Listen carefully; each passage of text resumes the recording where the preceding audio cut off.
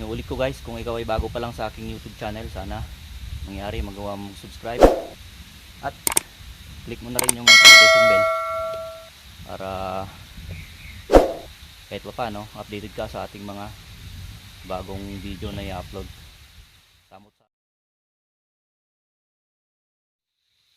So bali yung in-order po natin is 2,000 na fingerlings, kaya gumawa ulit ako ng isa pang pispan dito. Katabi lang ng unang ginawa ko. Yan o. Yan, katabi lang sila. Bali yung ilalagay natin dyan is tag 1,000 na piraso ng fingerlings ng hito. So mula nung natapos kong ginawa itong fish pan, inayos ko siya. 1 week na yung nakakaraan, inayos ko siya, kaya ito, nalagyan na ng mga dumi. Iniba ko yung, tinaas ko yung pagkakalagay ng net guys, kasi masyadong mababa. Hindi siya abot ng baywang. Although yung tubig is hanggang tuhod, dapat yung net mo hanggang sa baywang. Ganun rin dito. Yan. So ang ating gagawin ngayon is ito, tabunan na natin ng lupa to para maipon na yung tubig. Kasi magandang punduan na natin ng tubig guys para magkaroon ng lumot. Kasi mas maganda raw pag may lumot-lumot yung gagawin nating fish pan. So haharangan natin yan guys para maipon na yung tubig.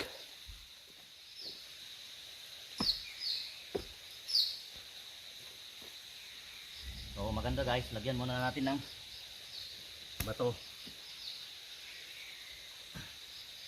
para hindi madaling anurin yung lalagay natin na lupa.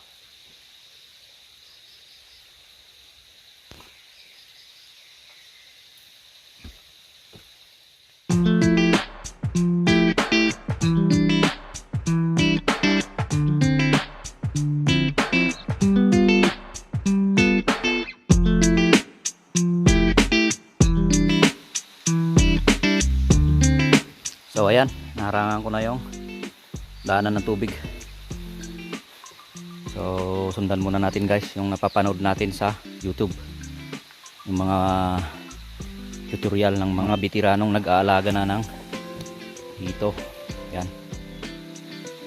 1 week pa siguro guys bago natin pakawalan ng hito, fingerlings ng hito. Na tayo sa bahay. Yung location ng fish pan, no? Doon sa aking likuran. Yun, no?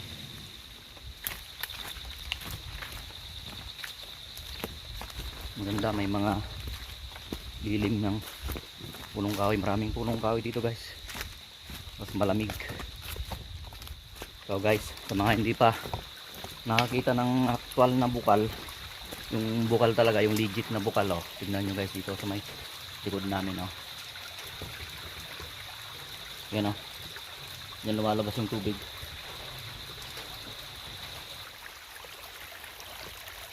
Oh. Yan lang sa may puno ng mangga. O, bukal. So, ganito po yung Tati feeds. Oh. So may pre-starter tayo. May starter, tapos grower. Yan, 25 kilos po yung kilo ng isang sako. Hindi po to sponsored by Tati. So sa mga gustong mag-alaga ng hito, pinakita ko lang guys para kahit pa paano may idea po kayo. So yan, ganyan po siya. Yan po yung papakain natin sa loob ng 4 na buwan bago sila pwedeng i-harvest.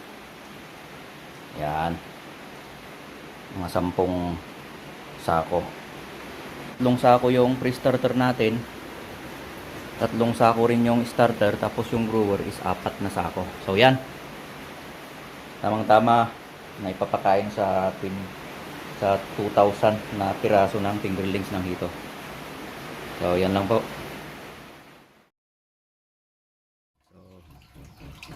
Magandang araw po mga kaibigan. Nandito na yung mga alagaan natin na fingerlings ng hito. Yan po sila. Pansamantalang ilalagay muna natin sa palanggana para mas maluwag. Kasi yung pinaglagyan natin is maliit siya. Hindi sila masyadong makagalaw-galaw, kaya mas maganda yung ilagay muna natin dyan, makapagpahinga sila bago natin iakyat sa bundok para ilagay sa ating ginawang fish pan doon. So ayan sila. Bali may mga malalaki, may mga maliliit, pero pare-parehas yan, mga 4 inches. May mangilang-ilang namatay na yan. Normal lang kasi malayong pinanggalingan nila, bumiyahe pa sila kaya ganyan. Parang wala, hindi makakasurvive yan.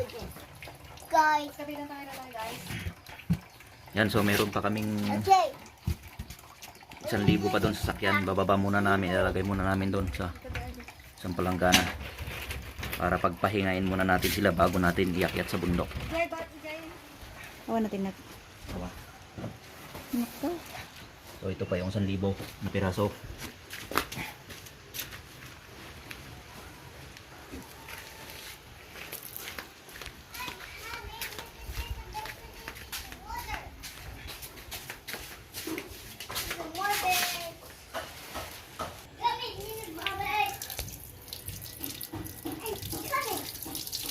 Tanggalan muna natin yung maruming tubig.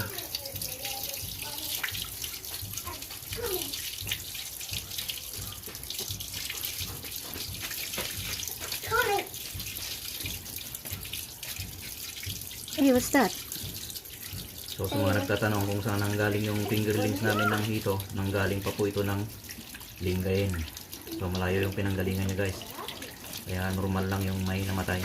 Oh, marami nang namatay.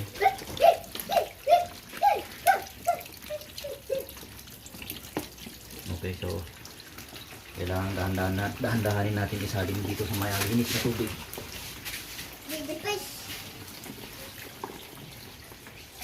Net.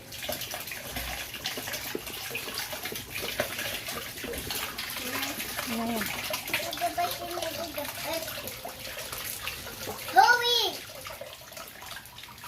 Yan, para may ba naman yung tubig na lalangoyan nyo. Mommy, favorite. Yeah, just wait. Favorite, mommy. Favorite. Okay, let's free. Hindi, latin lang tulogin na tayo niya. Mga tumpaw ba? Tumpaw, ilagay. Ang data na tayo dito. Ikawin mo dyan eh. Ulo mo't RJ.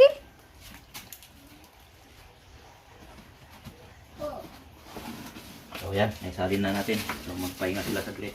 So akyat na po tayo sa bundok. Ihatid natin yung mga fingerlings natin ng hito. Say hi. So shout out sa ating mga viewers yan. Dadaan tayo sa Kinon Road ngayon. So stay tuned guys.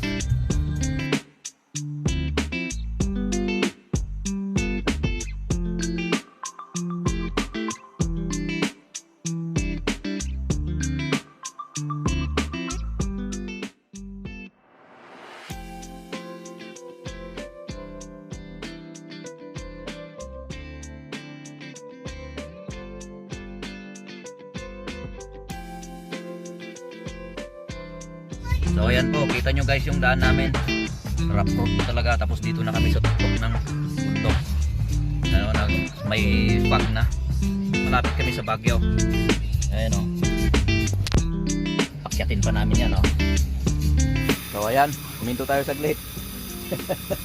Takot ko sa video.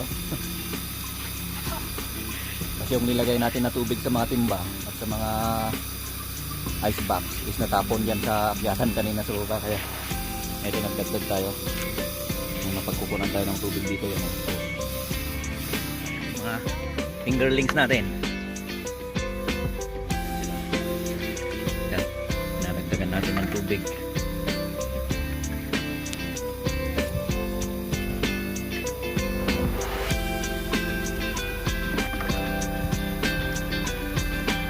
Ganos kayo, matagal-tagal pa yung biyahe. 2 oras pa tayong gugugulin sa ating biyahe. So ayan, huminto kami ulit guys. Parang natuwa sila sa malakas na agos ng tubig. Tingnan ko nga ano yun, pinitsura nyo dyan. Ah, ito pala. Oh, libreng tubig dito sa bundok. Yun, ang linaw oh. Pwedeng inumin. Bukal talaga yan guys. Yan ang ligit nang galing sa bukal. Kasi nandito kami sa tuktok ng bundok. Come on. Ay, talikodan. Gusto sumakay sa likod.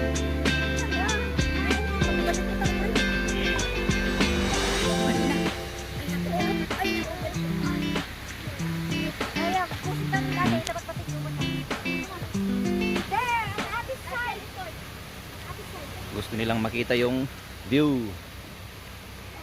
Kasi maganda yung view guys sa dinadaanan namin. Kasi nandito nga kami sa tuktok ng bundok. Okay, tara ulit. Okay. So, tara.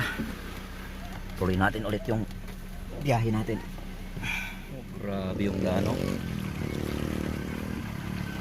Lubak. Putik. Tapos ang lalim pa. Wala. Tagilid ang sasakyan dito kung wala kang front drive.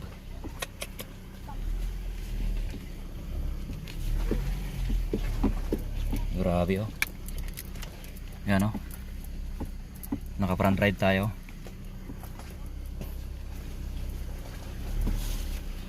Naka front drive na. Tapos naka 4L pa tayo. Grabe.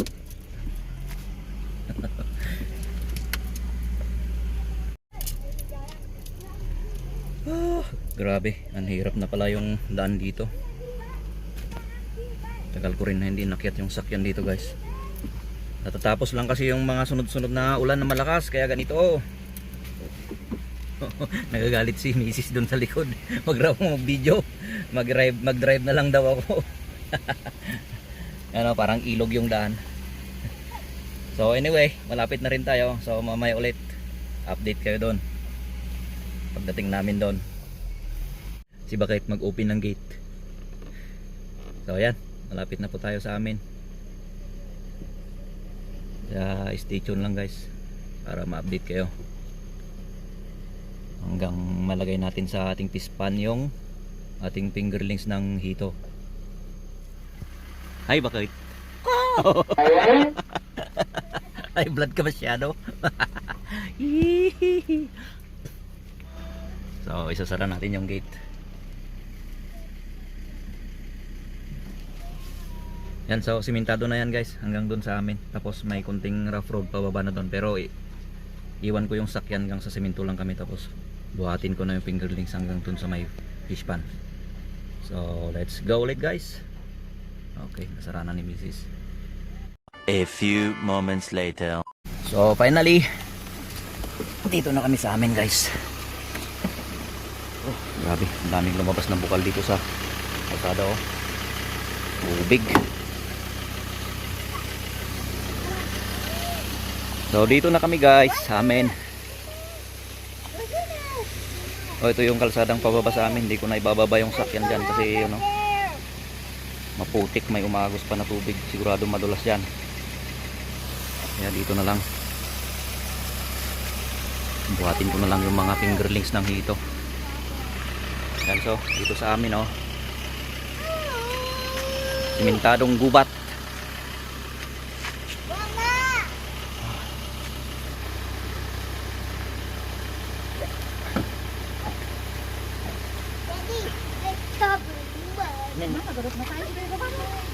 Maraming natigok.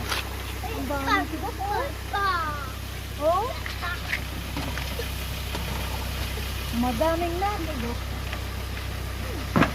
Put some another water later on. So, kulang ng tubig, dagdagan. Oh, man na ah. Umulan na tayo. Good. Yeah. Oh my goodness. One, two, three. Oh. Oh, ano Yeah, the best and then the catfish. And then the more minutes. And get some water over there. Yeah. So, ganito yung ginawa kong pagbuhat. Para minsanan na siya. Wala nang papalik-balik doon sa taas. So tara, diretso na natin sa ating fish pan. Siguro may mga 30 pieces na siguro yung namatay. So, anong oras na? Hapon na. Pasado alas 5 na. So doon na lang ulit guys. Doon ko na lang pagpatuloy ulit yung aking pagbibideo guys doon sa may fish pan. Okay, finally nandito na yung mga links natin ng dito.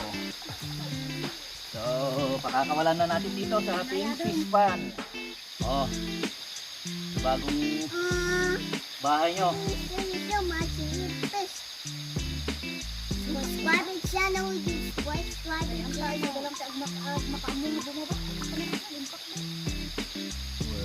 Wow, little fish. Bye-bye. Nanibago. Inog na nga ako. Pasyal.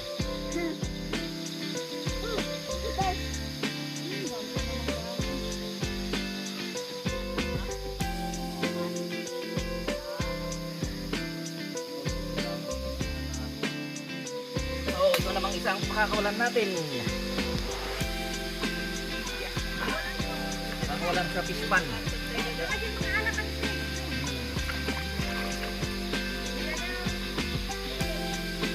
Inayading ko daw. Ano yun? Ingay, sir.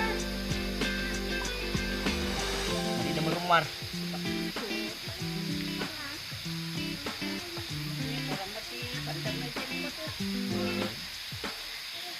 Okay. So ayan, tapos na guys. Ganyan lang yung paraan natin sa paggawa ng ating fish pan. Sana maging maganda yung kalalabasan ng ating pag-alaga ng hito. Bali first timer po tayong mag-alaga ng ganitong klase ng isda. Actually yung tilapia, yun ang common na inaalagaan ng karamihan. Ang pagkakalam ko, hihira lang kasi yung mag-alaga ng ganito guys. Kasi kailangan mo pa ng ganyan, net. Yan, so sign off na tayo guys. Maraming salamat sa pananatili mo sa ating channel. At sa mga di pa nakapag-subscribe, sana mangyari magawa yung mag-subscribe at comment lang po tayo. Comment mo lang kung ano yung mga suggestion mo para at least sa ating makakatulong din sa ating kaisipan, dagdag kaalaman. Kung ikaw ay matagal nang gaganito, nag-alaga ng hito, comment mo lang kung ano yung magandang pamamaraan yan at susundan po natin. Yan, so maraming salamat. Yan, bigyan mo na rin ako ng isang thumbs up. So ang susunod kong gagawin guys, lagyan ko pa ng maglagay ako dito ng solar light para mailawan sila pag gabi. Kasi sabi nung pinagbilhan namin, maglagay ako ng solar light tapos automatic natin para pagdating ng gabi kusa siyang magliliwanag para lalapitan ng mga insekto. Tapos pag malaglag yan, yun, dagdag na pagkain ng mga fingerlings ng tito natin. Yan, so let's go.